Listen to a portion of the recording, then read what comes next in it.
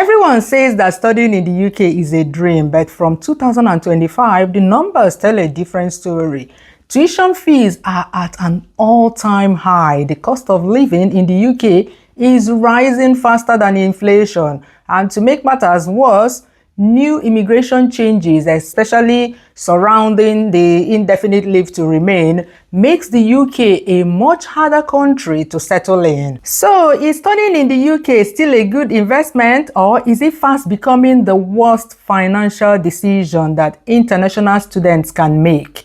By the end of this video, you will see what the numbers say so that you can see if studying in the UK still makes sense to you. Now, you've saved up some money to study in the UK, probably after selling everything you own in your home country, or you borrowed the money from the bank. What next? Let's look at the costs. Average tuition fees for international students are around £15,000 to £25,000 per year.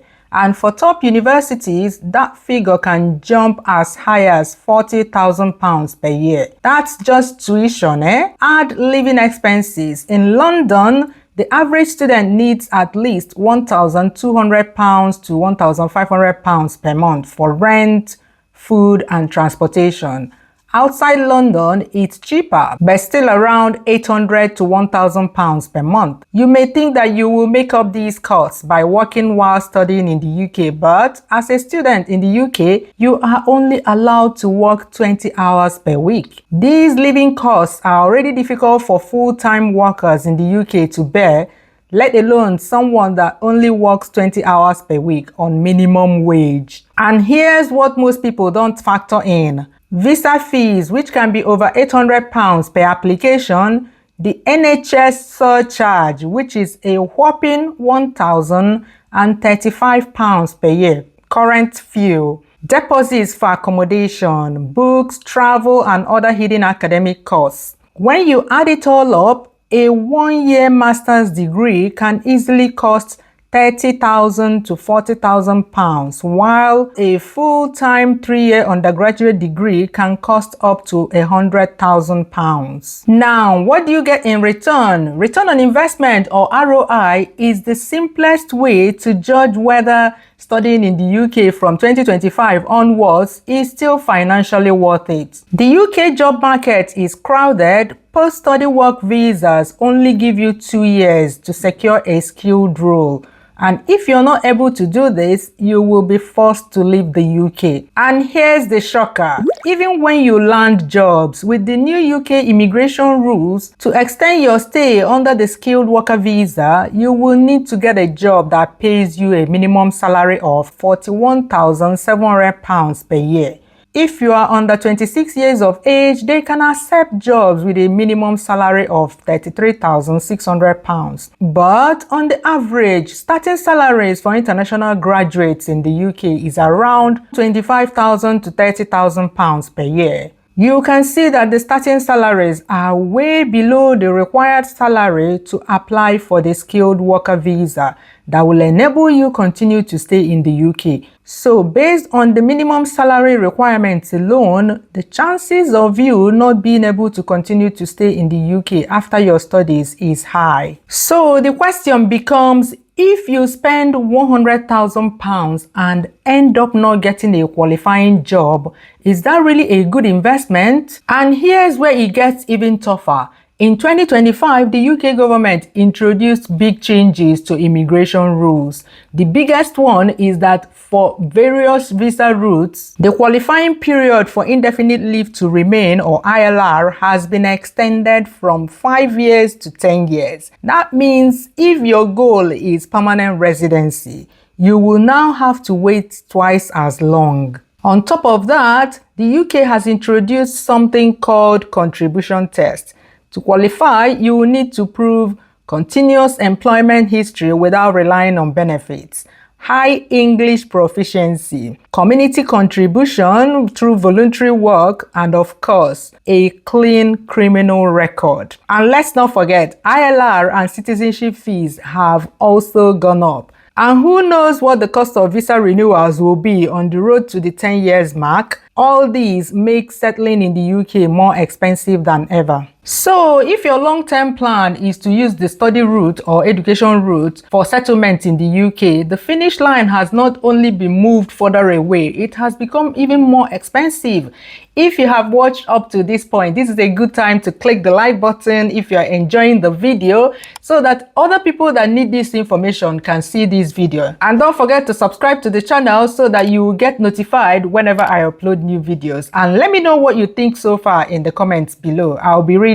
With all of the above said, does it mean that no one can still benefit from studying in the UK? To be fair, studying in the UK is not a bad decision for everyone. It still makes sense if you are going into the high demand fields like healthcare, STEM courses, or finance, where job demand is stronger and higher salaries in the sectors will help you meet the minimum salary requirements for your post-study settlement pathway. It still makes sense if you're going to study in the UK on a fully funded scholarship, but be aware that for a majority of these fully funded scholarships, the number one requirement is that you go back to your home country at the end of the studies. So this is not really a benefit. Also, it still makes sense to go study in the UK if you're from a billionaire family, where spending £100,000 for a 3-year undergraduate program is like a quick run to the grocery shop. Of course, if you're from this category of people, if you're from this group of people, you shouldn't be watching this video, right?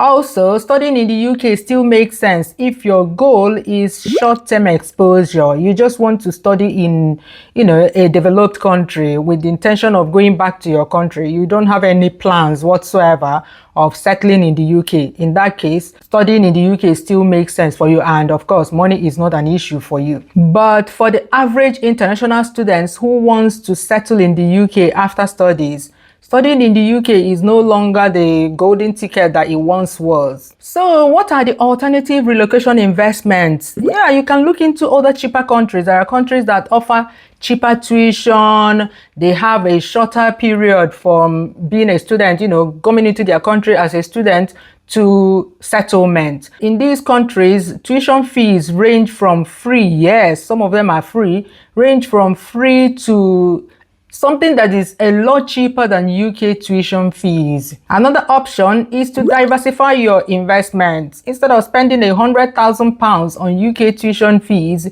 you can look into online certifications at the end of which you can get remote jobs. And that £100,000 that you would have used for UK tuition fees can be used for financial investments that will generate long-term returns. The point is, just like with every other investment, you need to run the numbers to make sure you know what's going on, to make sure that you know what you're going to get out of it before you make this major financial decision. Not just for finances, it's also mentally and emotionally draining, especially when you live in a country that changes its immigration laws on a monthly basis. To summarize, studying in the UK is more expensive than ever. The return on investment is shrinking. Immigration and ILR changes make long-term settlement harder, costlier, and more stressful. If you're not running the financial calculations before committing, you're risking more than just money. You're risking your future. So, is studying in the UK still worth it? It depends on your goals.